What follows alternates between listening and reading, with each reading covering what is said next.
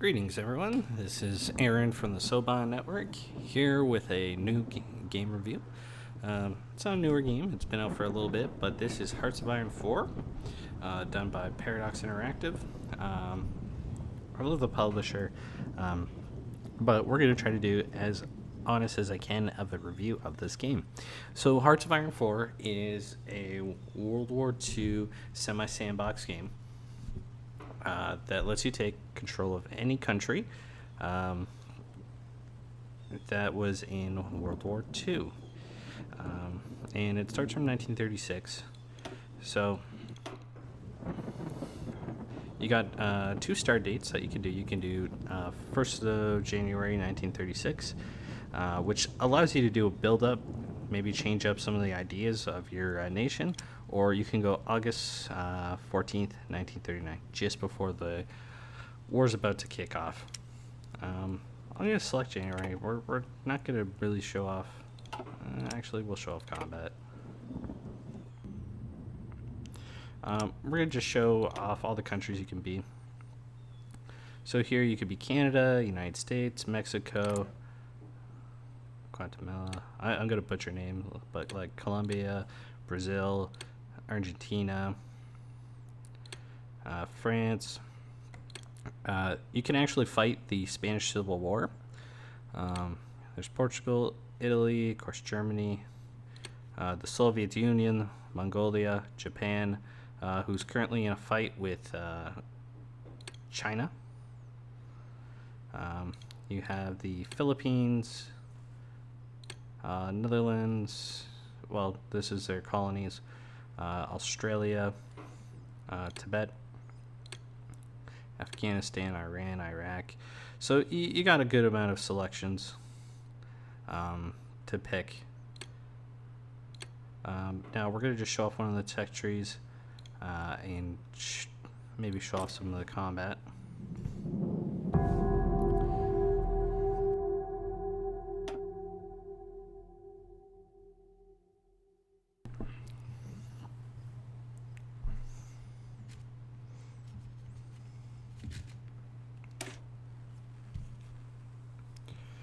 Alright, so you come down here, you can actually see something really cool. You can actually see weather effects. So in the case, rain. This will actually impact troops on the ground and aircraft. The interface is actually pretty nice. You can actually go to your country. You can see who your character is. There's Herr Hitler. And you can see how your parties are. Well, it looks like the Communist Party's gained some ground. And here you can actually manage your government. So you can actually select like how big your conscription law is. Limit your exports. This actually gets you minerals. You can select your economy, which just means gives you different bonuses. And you can select different politicians and political advisors that can give you bonuses. You can even select different tank designers, navy designers, aircraft designers, and for some of the big nations it has some of the big ones. As an example, tank designer, there's Porsche and MAN. And we have like measurement, Focke-Wulf, material designers, so Rheinmetall, Mauser. You have some different ones like Kerp. You can add theorists that give different bonuses to gaining like naval experience. You can change your military staff that give bonuses. Like as an example, he gives a lower training time, so he's great at the beginning. If you pick 1936, Chiefs of the Navy. So depending on, maybe where you're going with your forces, you might want to be like, oh, we're going to just go historical Germany, go with some naval. You can get some characters here for your air and then some general bonuses. What's also unique is every nation has a natural focus. Minor nations like Canada, unfortunately, have nothing too customized, but you can get some pretty interesting stuff that gives you bonuses based on some historical things. As an example, treaty with the USSR, the Montelobin Pact. You can even do the Unholy Alliance and have an alliance with the USSR. Here's the reoccupation of the Rhineland.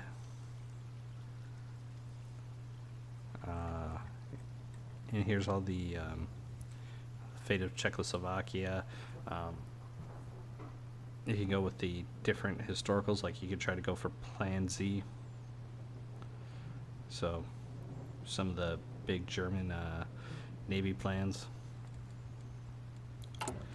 Research is actually pretty extensive. You have different techs. You have your infantry tech, so you're like your infantry weapons, and some transports, anti-tank weapons that they can have, support weapons, support port battalions, which is pretty extensive, that get their bonuses, like engineering companies, recon, military police that put down partisans, maintenance companies, field hospitals, logistics, and signals company. Then we can move on to armor. And what's cool is big nations actually get to show off some of their actual tanks that they would have had.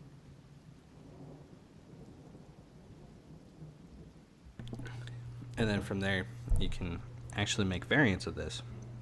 As an example, there was, I can't remember, maybe 6 or 7 variants of the Panzer IV, and you can make variants of them.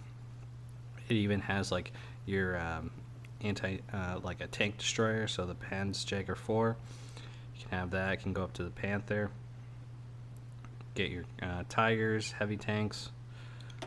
Then you go into support equipment, artillery, anti-tank, anti-air, and then your doctrine. So you got like the German mobile one. This is kind of the U.S. doctrine, which is just based on getting as much firepower. You have like a Commonwealth doctrine, which results in just better planning and prepping up an assault, and then either being offensive or with some infantry focusing on night assaults. And then you have the Russian document.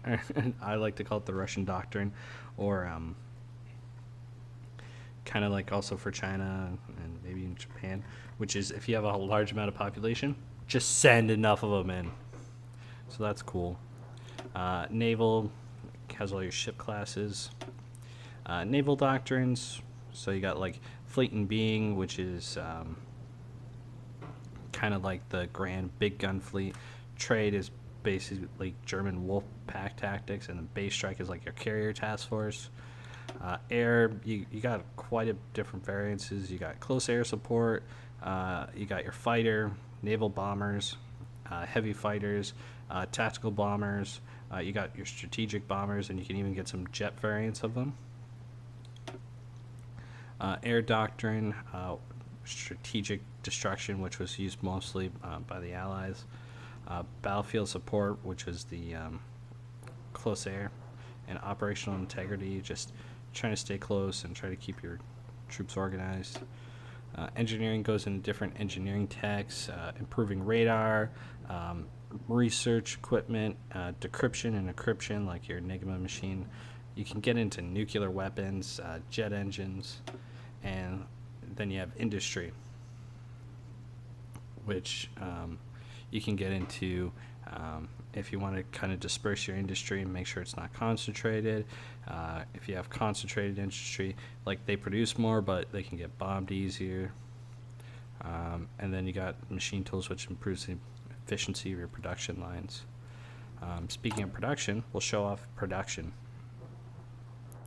So you have 2 types of factories, civil, or 3, civilian, military, and then you have naval dockyards. Naval dockyards, of course, build ships.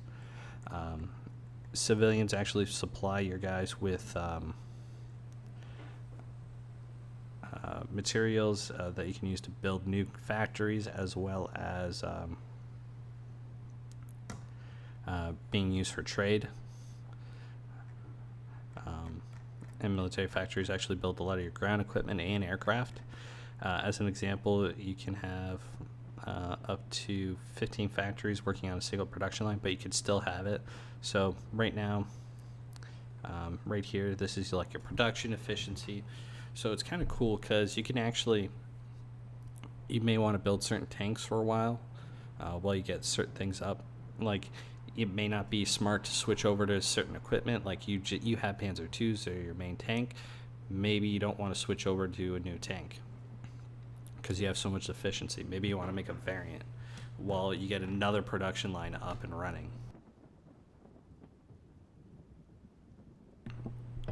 And the variant system is really cool because what you can do is you can take experience that you have and you can kind of increase it. So say you want to build like an upgraded Panzer 2A, or you know what, a Panzer 3. You can do that.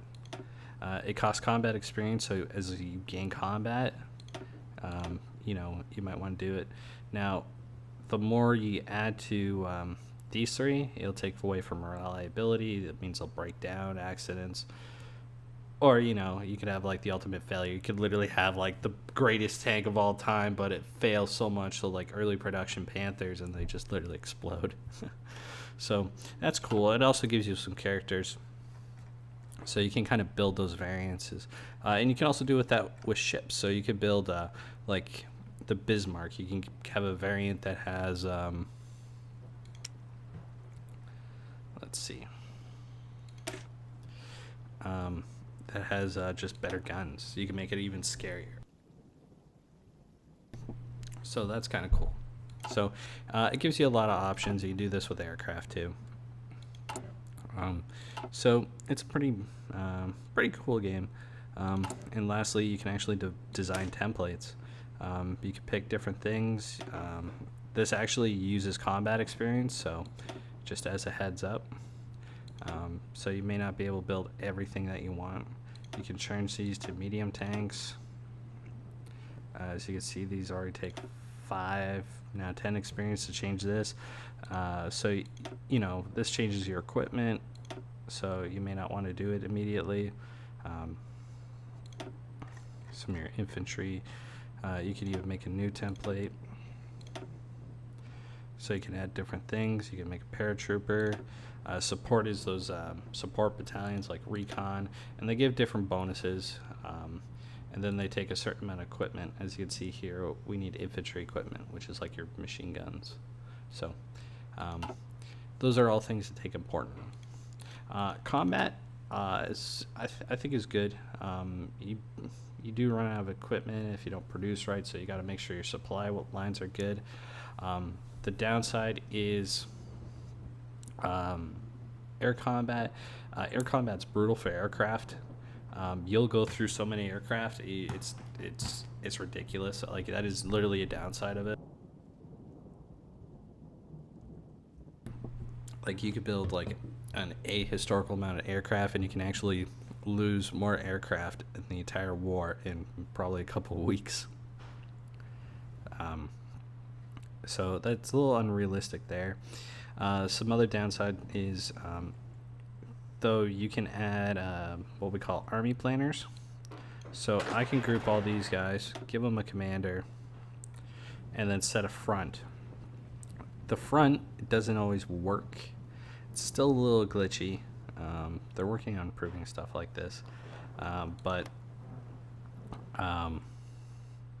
you kind of need it because it actually gives you bonuses. So, you know, kind of hurts the AI is okay. They do some really weird stuff. I usually play as like a minor nation, so I'm like playing Canada, fighting out here, engaging the Italians. They don't really reinforce this, and then eventually they do, and then it's just like a horde, and then they get cut off and killed. Naval combat is also okay. Again, I find a lot of casualties happen pretty quick. So, kind of how I want to rate the game. I think it's a good game. Um, it is a Paradox Interactive kind of game, so they're known for early game issues, but as they kind of grow and get some shelf life, they actually improve. They constantly patch these. It's great.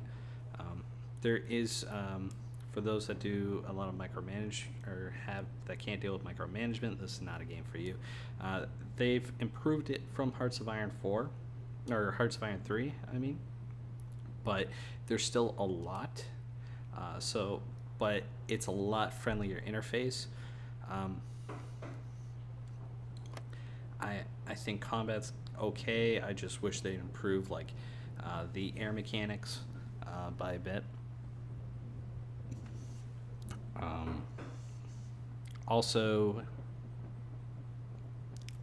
another thing that I'd recommend is I wish some of the minor nations. I know they don't have time, but maybe see some more things done for them. Lastly, um, it being Paradox Interactive, it has a very active mod community, and Paradox Interactive supports the mod community, which is nice. So there's a lot of mods. There's the modern mods. There's even a zombie mod, which is just kind of cool. There's World War One mods. Like there's a lot of different mods, and some that actually add like so much immersion. Like there's one that really narrows down every like minor tank and aircraft, and it's just bloody amazing.